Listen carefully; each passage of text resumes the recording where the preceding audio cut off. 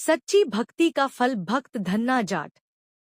एक बार धन्ना जाट को एक पंडित जी ने एक पत्थर देकर कहा, इसे भगवान मानकर पूजा करो। धन्ना जी ने सच्चे मन से उस पत्थर को भगवान समझ लिया।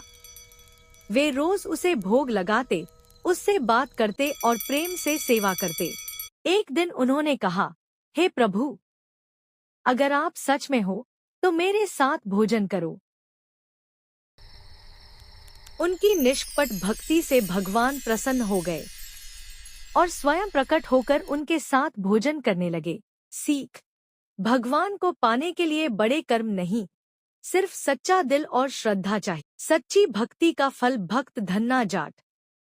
एक बार धन्ना जाट को एक पंडित जी ने एक पत्थर देकर कहा, इसे भगवान मानकर पूजा करो। धन्ना जी ने सच्चे मन से उस पत्थर को भगवान समझ लिया।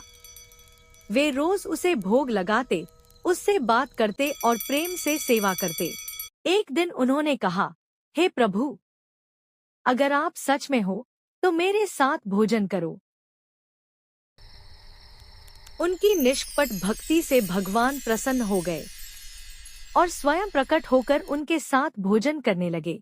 सीख: भगवान को पाने के लिए बड़े कर्म नहीं, सिर्फ सच्चा दिल और श्रद्धा चाहिए।